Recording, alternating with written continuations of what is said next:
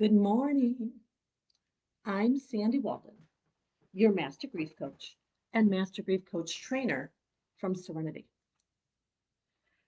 When I'm working with clients or talking to anybody who's grieving, I often hear them say, I don't know who I am anymore.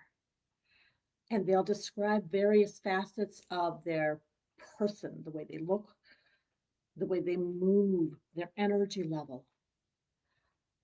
And they'll talk about their emotions and their thoughts.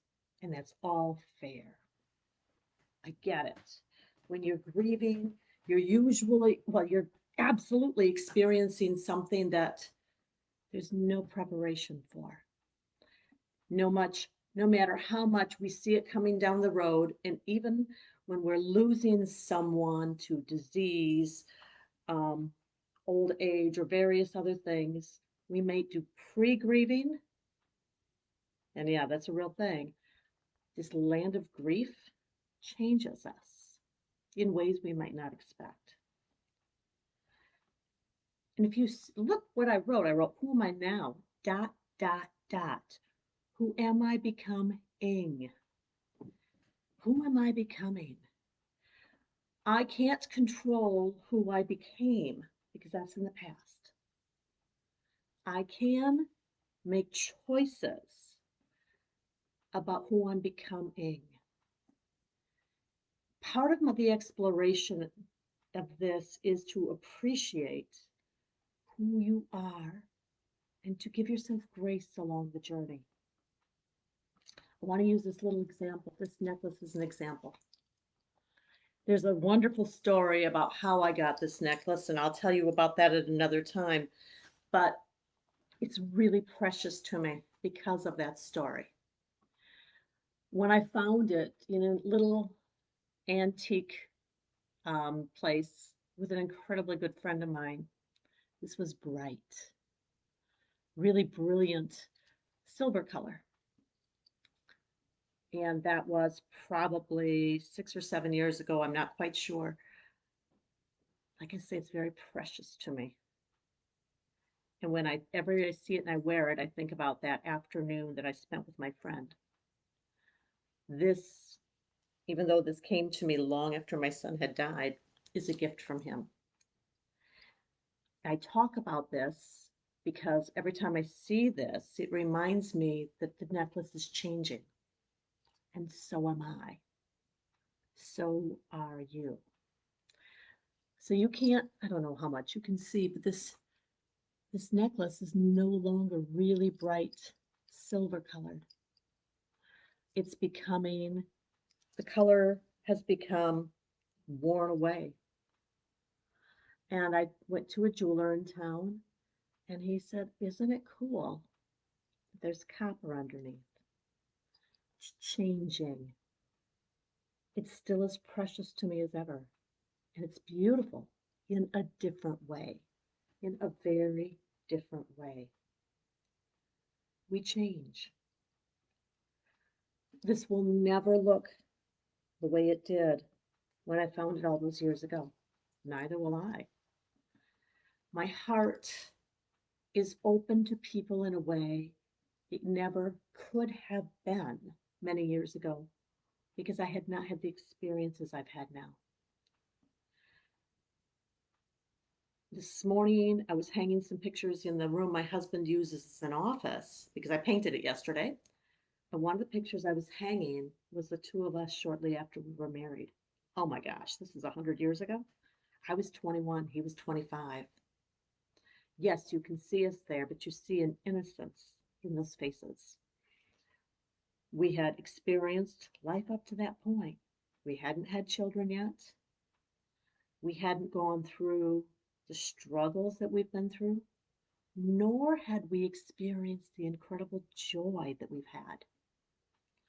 Our faces now look very different, and that's okay. What I ask you when you look at yourself in the mirror, and perhaps you see some lines, or maybe you got some of this gray up here, be as gentle with yourself as you would with another. These things are here. They're part of me now. These are things people see. I have deliberate choices. What I will do with the outer shell. I can exercise. I could color the hair. I can put on makeup. The lines are going to be there. What I definitely have choices about is how I continue stepping into who I want to become. Who am I becoming? And I ask you, who do you want to become? Who are you becoming? Sometimes people will say, I've become an angry person. I'm resentful. I'm bitter. I'm harsh. It's where you are right now. And that's a starting place. Other people will tell me, I'm filled with gratitude. I feel myself being compassionate, generous, and kind. That's where you are right now. It's important to recognize who we are right now. As I say, please, with some kindness and compassion. If we don't know who we are now, it's very difficult to decide what we would like to shift and release and heal. When we know where we are now, we know where we want to go. For many of us, it's building those boundaries and being open to people in a new way, but in a way that feels very kind and very specific. Most people, when they've gone through the experience of grieving or in that process, need to learn how to discern who they invite into their world. It's also important that we discern who we want to be and how we show up to others. So, yes, who am I now? It's a really big question most of us ask. It comes up a lot. When you assess who you are now, I really want to encourage you to be compassionate and kind. And then, dot, dot, dot. Who am I becoming? What aspects of me would I like to expand? What needs healing? We have more power than we imagine. We have choices that we can make, but we don't really know what those are unless we take a look at them, unless we assess. More than anything, please don't judge yourself for not being who you were. Please don't be harsh or unkind to yourself for who you are now. There's beauty. There's amazing grace in who you are now. I will love this necklace forever. I'll keep it forever. It's not what it was, but it doesn't mean anything less to me. In fact, the truth is, as it changes, I find myself enjoying it more. As you change, as you evolve, as you heal, you are becoming. And that's a continual process for all of us.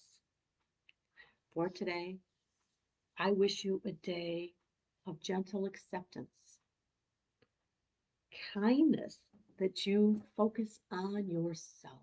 Send yourself a great big whopping beam of love because it matters. Namaste.